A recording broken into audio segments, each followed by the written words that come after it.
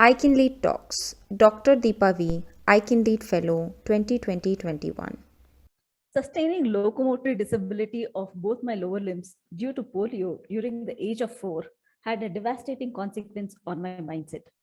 Once, when I was 13 years, I had gone on a trip with my parents and my cousins, where we all decided to go on boating. The shore was uneven, and I took time to walk through the sand and rocks to reach the boat. Meanwhile, my cousins had booked the ticket for the boat and they were seated. There were other strangers who came for boating with us as well.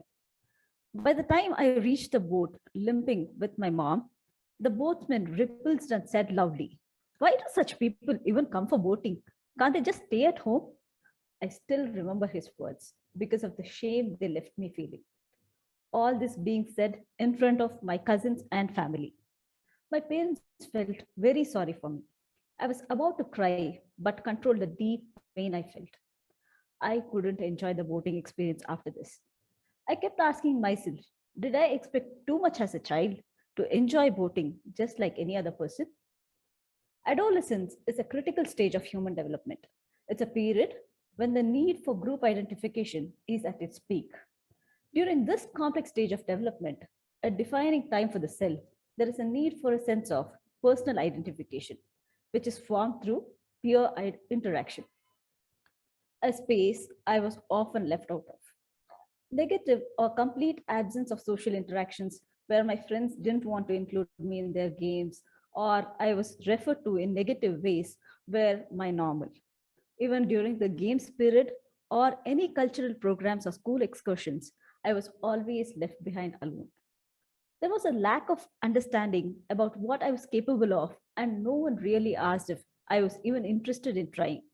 This pattern continued for most of my life. Lack of ramps with railings and lifts in premier institutions, even in big cities like Bengaluru, are very common even now. Reconstruction of my own identity itself has been a big part of my life. When I was struggling to regain my lost identity, it is when the I Can Lead program was launched. At this point, through several training sessions from the most eminent personalities in their field, which included Negotiation with Self and Others by Mali Paliwal, Unpacking and Navigating Ableism by Prathama Raghavan, Ranjita's Negotiation and Assertion in Communication Skills, brainstorming sessions by Ravi Raj Shetty, and learning from Kiran Naik's struggles in life and how he bravely tackled it. These sessions and the endless debates we had with our buddies in the group made me learn that disability becomes a hurdle only if the society is not inclusive and accessible to us. This led me to seeing my role in bringing that change and seeing myself make a difference. This taboo of disability also pervaded my family. My parents didn't want me to use crutches, and for very long, I had difficulty in accepting myself with the crutches. First time when I took my elbow crutches to college, I literally had tears in my eyes, thinking if I would be accepted by my peers.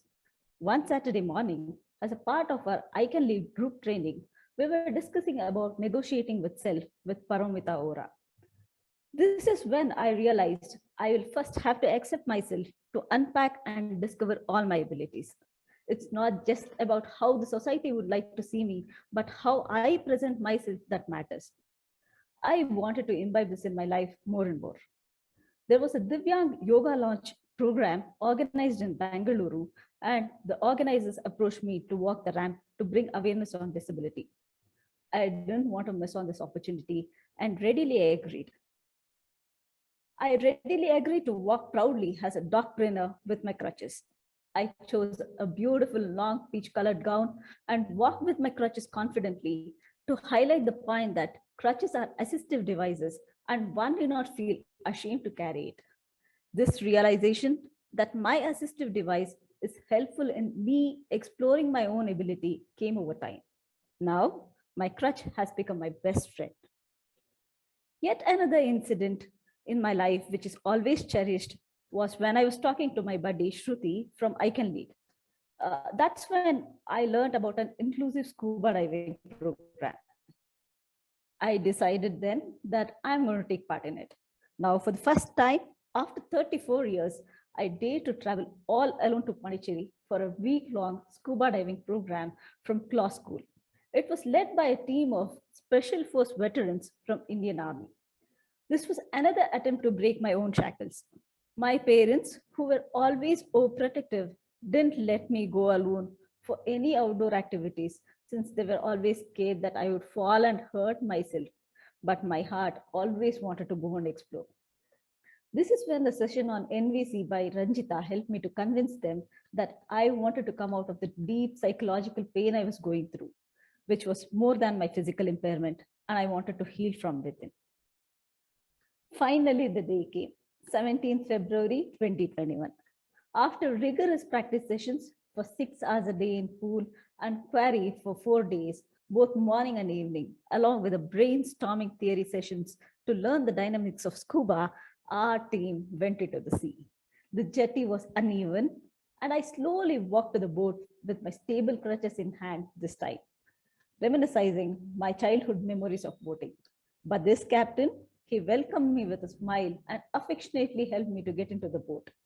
I got to experience my first open water scuba dive in Bay of Bengal, 18 meters deep.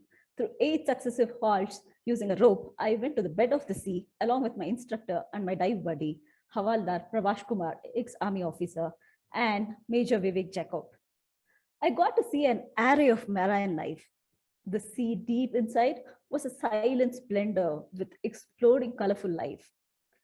I got to see the moray eels, barracuda, squids, seahorses, and so many varieties of fishes.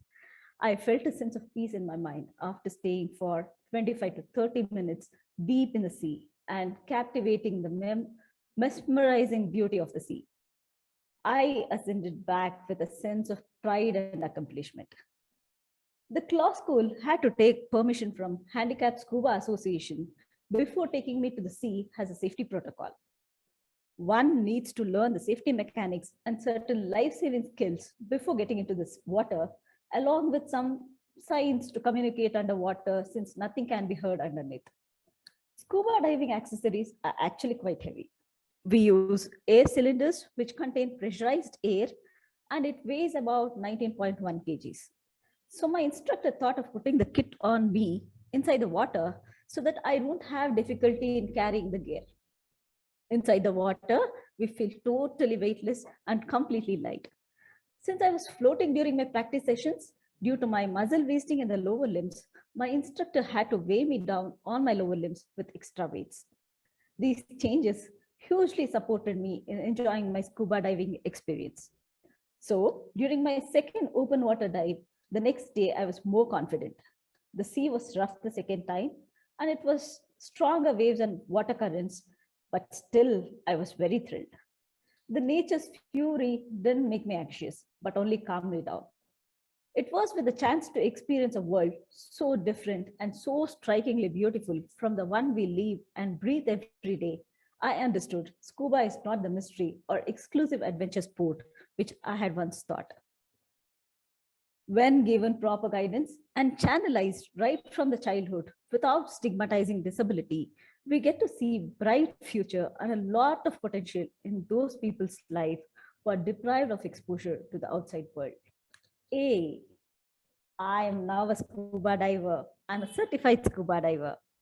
This entire experience makes me think about how society decides for people with disabilities what they can be. I think it is wrong, and we must remember nothing about us without us. Dr. Deepa V. Photo of Deepa in a blue kurta above this text. On the right, I Can Lead is a leadership program by Rising Flame. Social media, website risingflame.org, Instagram risingflame_now, Twitter risingflame now, Facebook risingflame now.